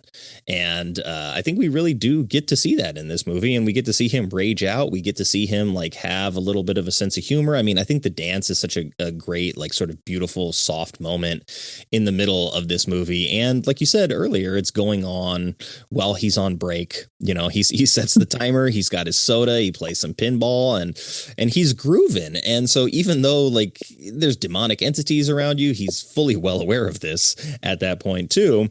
He's like, yeah, well, guess what? It's break time. I'm going to have my fun. And it's really just a wonderful, wonderful performance from him. Yeah, I agree 100%. Well, let's head over to the bonus wheel, because we always still get to have fun with the wheel, regardless of whether or not we stack up points in trivia. And because it's both of your first time on the show, we'll give you some spins. I'll say we can do 4, because that'll be 2 each. Does either one of you want to field the first question? Because I don't know what they're going to be. The wheel is spinning right now. I'll take it. All right. Well, this is a weird question because this movie is only a couple years old, so it doesn't necessarily apply. But I guess let's not say a new version, but if a sequel gets greenlit today, who would you want to see direct it? Do you want to bring Kevin Lewis back, or do you have somebody else in mind to up the ante? Well, I would think you would need somebody who understands the horror aspects of it, but also the comedic aspects of it. I think an easy choice would be, if you're gonna go like up the ante, would be like Jordan Poole, because he does come from the world of comedy, but now he's stepped so easily into the world of horror that he does this blend very well. But if you're gonna do it, yeah, I would like, if for real though, if you're gonna make a sequel to this movie, try and keep the crew together, because that makes the most sense in making an easy, successive second movie. That's fair. I mean, Jordan Peele, like you said, is bridge the gap between horror and comedy. He's probably one of like the most like foremost names in that department. So completely understandable choice. And I mean, he's got a production company behind him now. He's got some financing that might be able to sort of up the ante that way for the film. So that's not a bad choice. Okay. Becky, I spun the wheel already. So for you, if you had to defend this movie in court, what is your closing argument to the jury?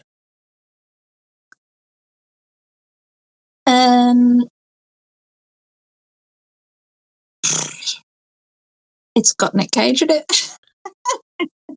Mic drop. We're done. Nick Cage. All you need. I mean, look, honestly, if I were in that jury, I'd be like, oh, she's got a good point. Okay. Well, this is a fun question. We'll go back to you, Scott. Which minor character in this film deserves a spinoff, and what would that spinoff be about? Well, let's just do Tito the Turtle.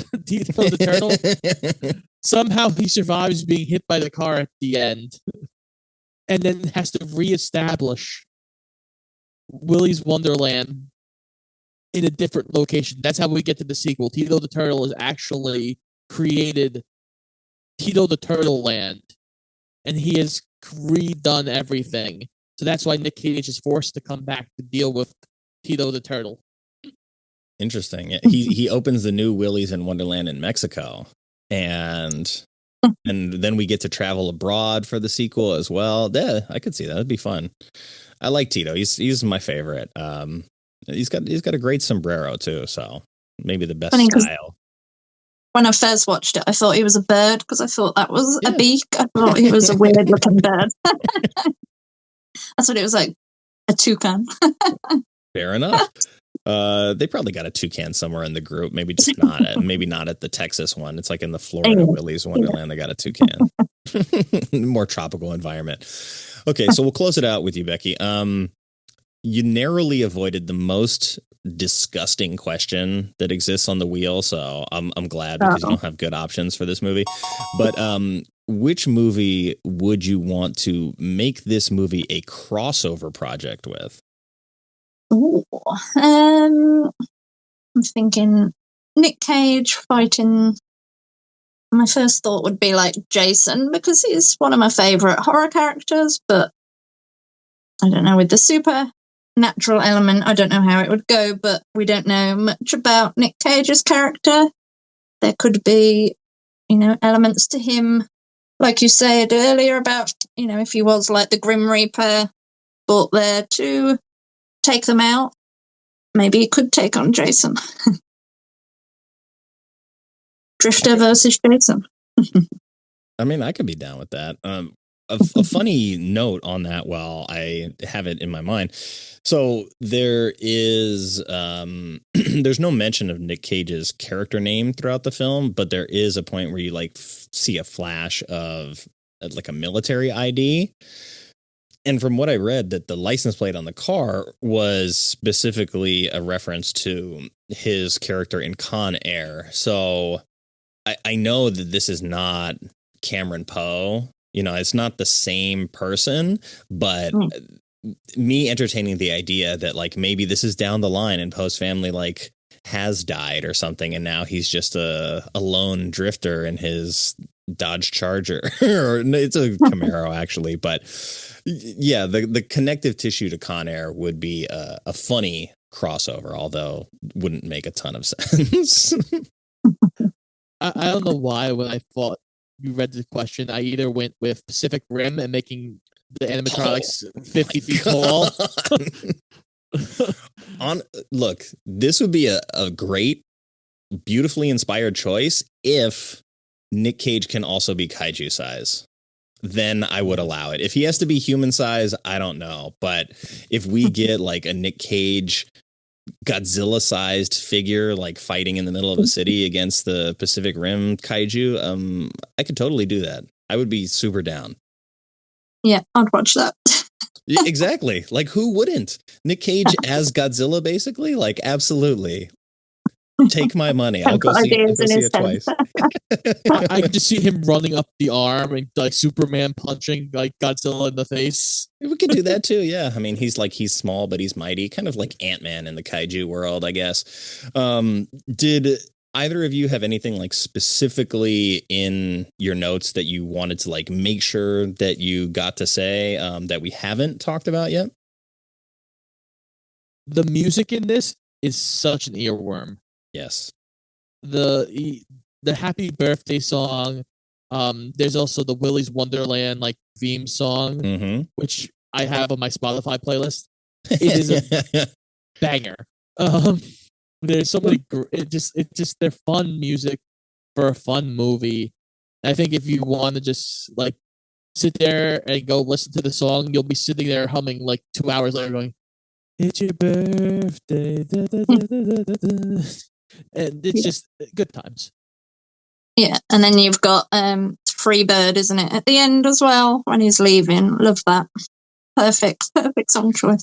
Yeah, it's actually like it's not filled with sort of like unnecessary needle drops. Like a lot of movies spend their licensing budget on songs that like you want that recognition, and they used what they had well, and like you play it at the end, and that kind of is the right place to spend your money on that. But yeah, I did actually really enjoy the music, and as I looked it up, there is like the entire list, the track list for Willy's Wonderland is surprisingly long, but it's got like a very interesting kind of composition to the music, and I think it really fits with what the movie wants to do. It's not like overly scary, it's not overly like comical. It's able to find like a nice tonal blend between those two worlds.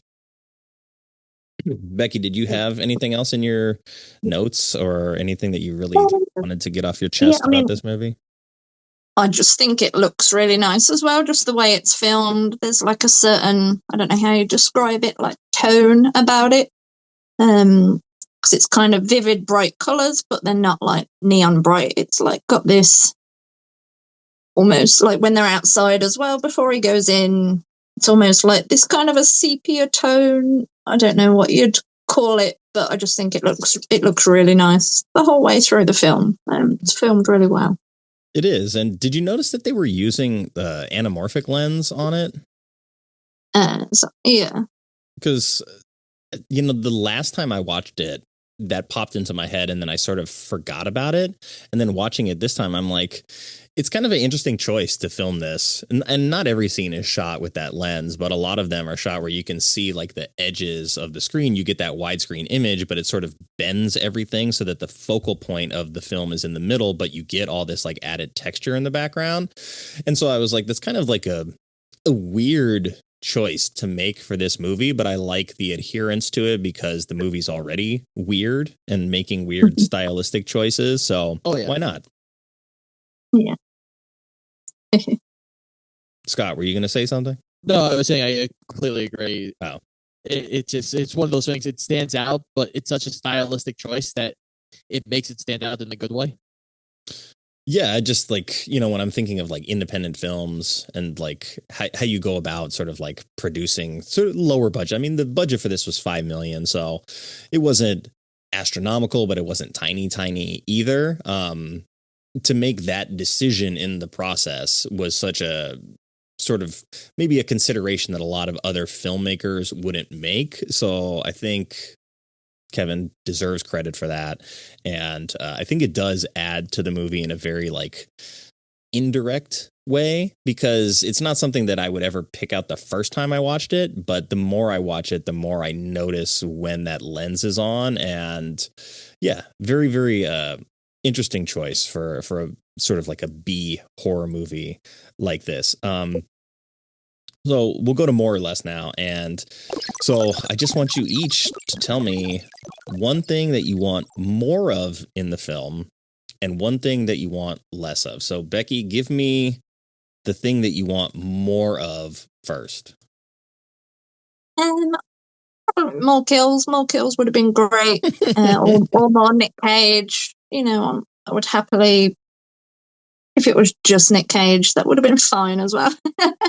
And less of, I'm not one for annoying teenagers in films.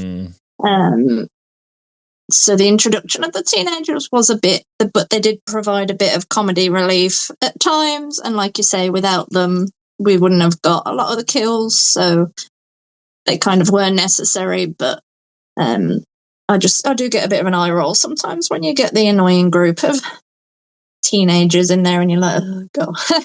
But it's fine. They all died. Yeah, I mean, I think that's fair. And I think they are meant to at least be partially annoying, which is why the friend group is so like weirdly staggered. I'm like, I don't necessarily believe all these people as friends, but it is a small town. So who really knows? But yeah, I think they want you to be at least moderately annoyed by everybody except for the person who lives. And, you know, is she the daughter of the sheriff or the granddaughter or something? Or what is it? So she's the daughter of one of the sacrifices that was given to Willy. Gotcha. Okay. They killed her parents, and the sheriff, I guess after the animatronics were satiated, took her in and like adopted her. Gotcha. Okay. Because I was like, yeah, she survived, but then she mentioned like, oh, I live with the sheriff, but she didn't say that's my mom. And I was like, okay, I must have missed something, even though I've seen this several times. But she took pity on her and brought her into her home. Yes. So Scott, what is the thing that you want more of in this film? I also agree with more blood, guts, and kills. There's always what you kind of want in this movie or this type of movie. Like, the only one, like, I really wish, like, I wish we got, like, a decapitation when the tongue comes out around the guy's neck, and, like, that would be a nice little thing. I guess for less, certain parts of the fights, the editing gets a little crazy at certain points, and I get it. It's one of those things, like, we don't want to show too much, because they're not animatronics, they're people in suits. So we don't want to, like, give that too much of a credence, so we're going to edit it in a weird style. Like, the one that really I thought was a weird choice was the gorilla one, because that felt like we were just like crazy a little with the editing. I'm like, guys, just a couple less cuts, just a couple. I do think the gorilla is probably my favorite, like, actual kill, though, and that he, like, curb stomps him on the urinal. Oh, it's a great kill. It's just one of those things, like, I just want to see a little more of the fight between Cage and the gorilla. That's fair. And so, Becky, would you say that your less of thing was less of the teenagers then? Yeah. Okay, that's fair. All right. Well, without further ado, then, we head over to Critics Corner, where we get to hear all the horrible things that were said about this movie by the critics themselves.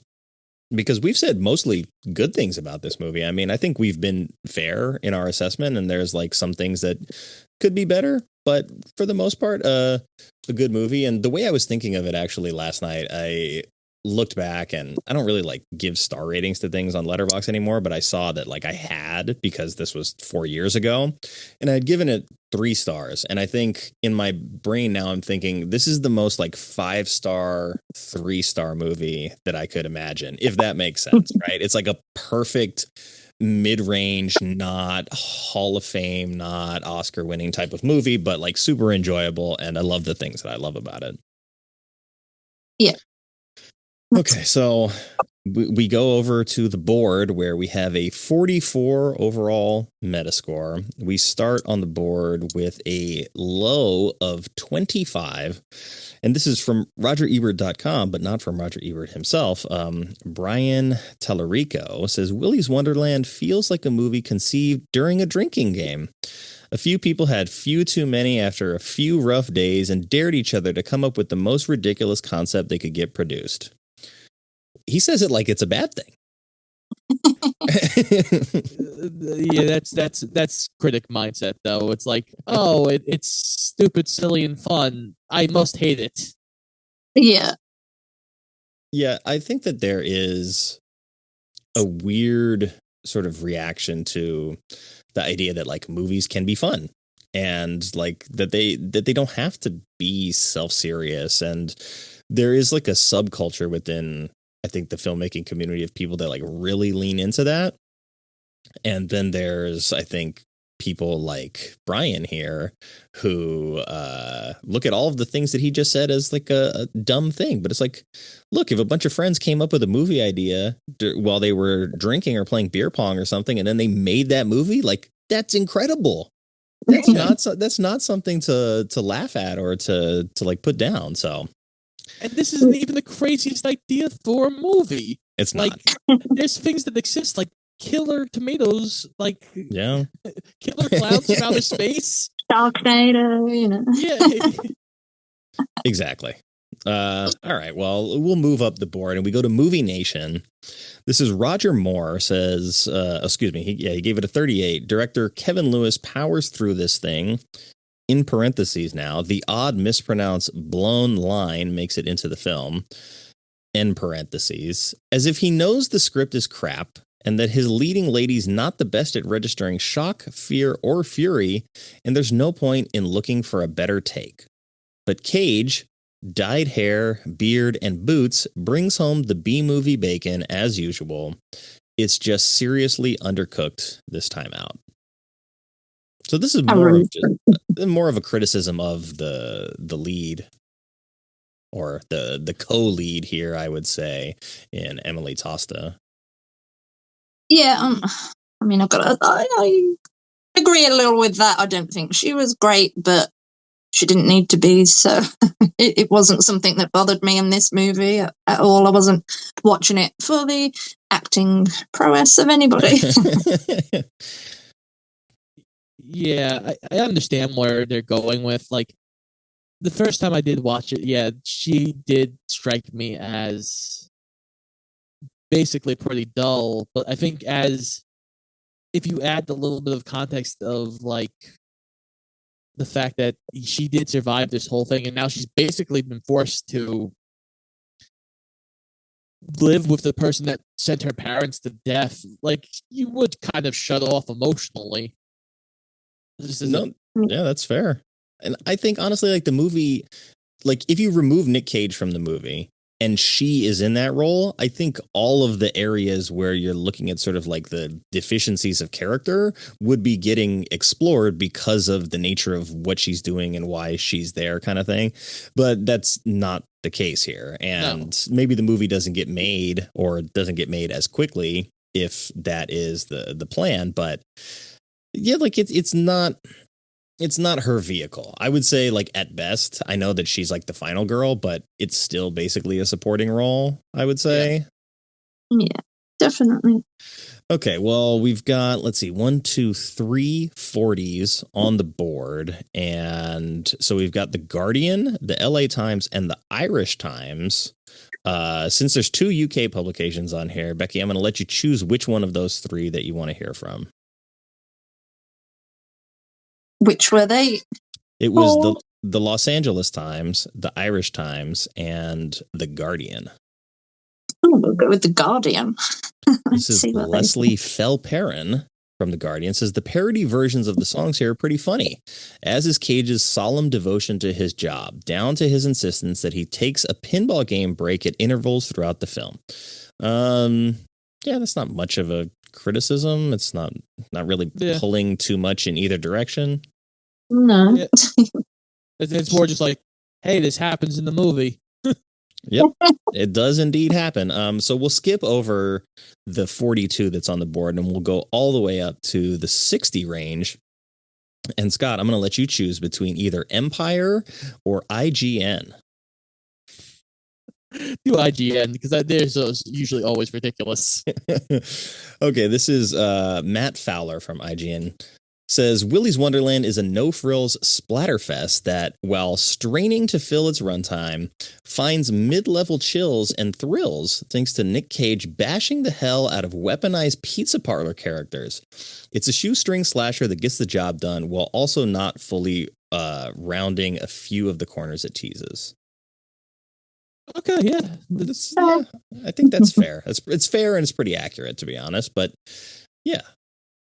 He enjoyed the bashing as well. Again, Nick Cage, animatronics. We know what we're getting into. Yes. So, yeah. Yeah. Nothing hiding behind that curtain other than robot blood. Okay, so let's go to Variety. This is Owen Gleiberman, who I read quite often on this show, but usually not with a score as high as this. He gave it a 70, saying Willy's Wonderland has the garish stop-and-go rhythm of an 80s slasher film, and I mean that as a compliment. It's a gore fest to relax into with a can of punch or something stronger. Surprising. He's almost never positive. The fact that he liked this is a huge shock. Hey, there we go. I'm happy, though. Glebes, I'm glad we finally found a movie that I've covered on this show after 140 episodes that he actually enjoys. So, look, props to him. And we'll close it out, though. We've got the playlist at the top of the board. This is a short, sweet review from Charles Barfield. Gave it an 83 out of 100. Said, no, it doesn't make much sense, but holy shit, it's a wild-ass ride. That's a great way to close it out. I think short, simple, sweet, very self-aware. I think the perfect kind of wavelength to say goodbye to Critics Corner there. So we've come to the point in the show now where I need to hear your gateway drug movies, because this movie obviously has some kind of like straight line comparisons to other films. Looking at the numbers, though, it still was south of 50,000 reviews on IMDb. So it's not, I don't know how much this movie's actually been seen. So for people who have maybe not seen Willy's Wonderland, what is a movie that is maybe more popular or more well received that's kind of similar that could get somebody to use that as a launching pad to watch Willy's Wonderland? Scott, I'll go with you first. Well, I'll go with something more similar. I'll go with Killer Clowns from Outer Space. It's a fair choice. Killer Clowns is one of those movies that it's just a lot of fun. It's got the weird looking characters. It's got the violence. It's got just the goofiness of it. And it's just a good time. And I feel like a lot more people have seen that movie that would also appreciate this movie. I mean, I think that's totally fair. I mean, obviously the director himself was like, we're channeling a little bit of that in our approach to making the film. So yeah, a good choice. Becky, how about you? Yeah, I mean, obviously my first thought was the most similar, which was the Five Nights at Freddy's with your animatronics. And again, like I say, it's good for a younger audience wanting to maybe work their way up to something more like this. But I don't know if in my opinion, watching Five Nights at Freddy's would then make me want to go and watch another film like this, because I would just assume it wasn't very good like that one.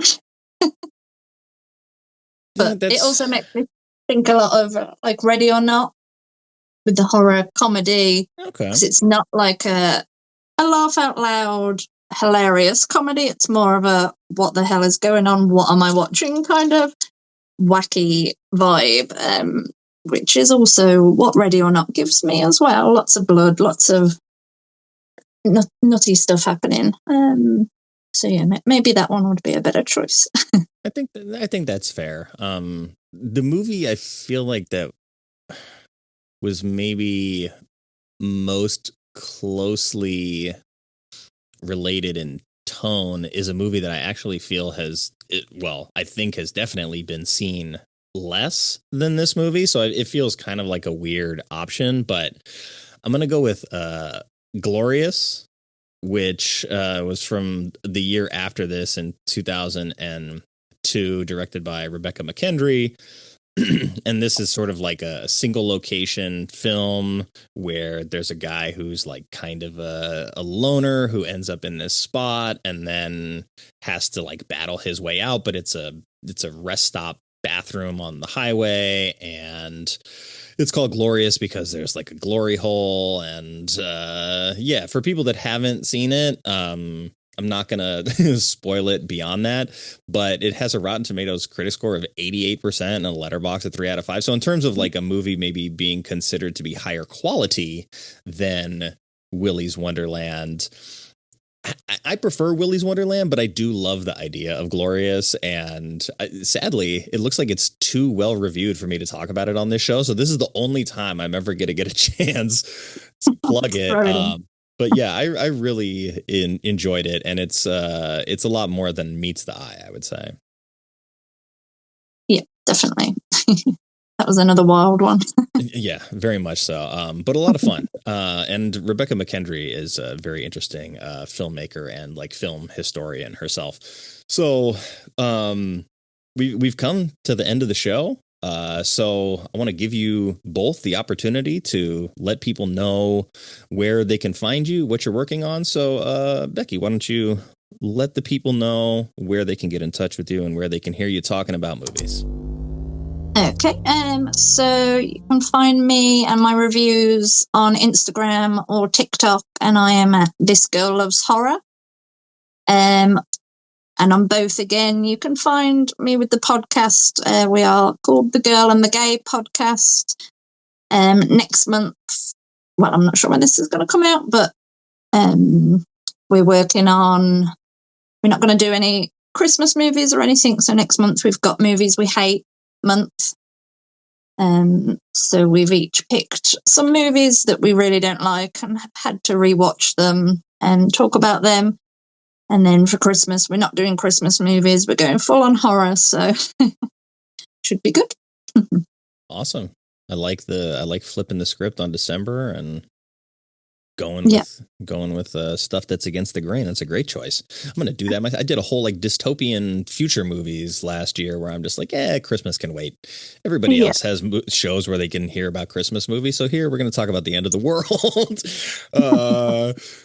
So Scott, where can people find you? I know you've got your own show and you're available on some of the social platforms as well. Yes. So let them know.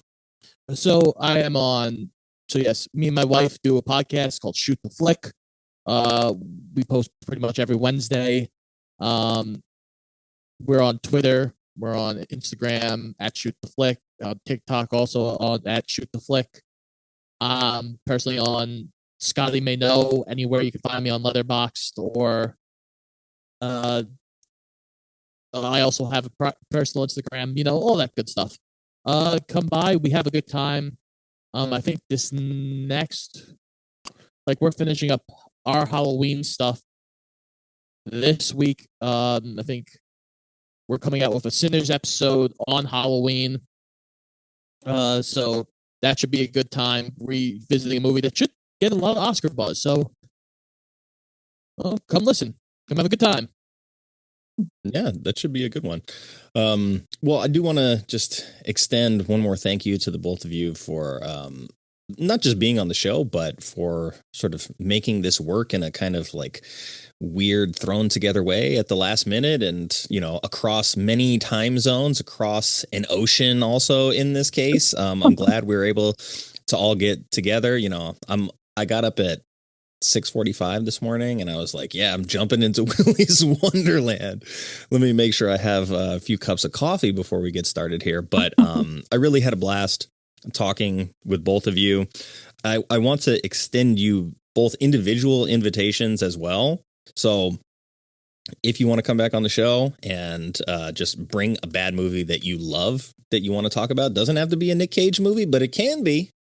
It can be if you want. But yeah, I just want to give you both the opportunity to do that at your leisure. And I hope you have a great rest of your day. Thank you very much. Thank you. Thank you for having us. When I put out feelers for Nick Cage Month, I wasn't sure who was going to take what, and I was fortunate enough to have two very kind guests step up and want to talk about this movie. So a big thank you to Becky and Scott for coming on the show and talking about Willy's Wonderland. You can catch Scott talking movies with his wife over at Shoot the Flick, and you can find Becky over at the Girl in the Game Movie Podcast. So make sure to check the show notes for links to both of those shows and to Scott and Becky's socials. We are 3/4 of the way through the first part of NicVember, but we still have Mom and Dad on the horizon, and there's still going to be a special Thanksgiving bonus episode. Plus, I think there's going to be some Bi-Mon Sci-Fi Con episodes here in the not-too-distant future. So make sure you stay tuned for those. And, of course, thank you to everyone out there who took the time to listen to this episode or to any episode, honestly. I know there's a seemingly infinite number of options when it comes to podcasts, and I sincerely appreciate you letting me into your ears and hopefully into your hearts. In all seriousness, though, time is valuable, and I'm very grateful that you've entrusted me with yours. If you enjoy the show, please leave a review or at least a rating and tell a friend about it. If you don't, then maybe let's keep that between us. But the new members-only section is live at badmoviesweloved.captivate.fm/support. That link is also in the show notes. And I'd love to hear from you. So if you have a bad movie you love and would like to be a guest on the show, you can contact me at badmovieswelove@theshice.com or at badmoviesweloveluv on Twitter and Instagram. And until next time, take care, be well, and have fun however you get your movies. I know you're out there somewhere, Rids. I love you.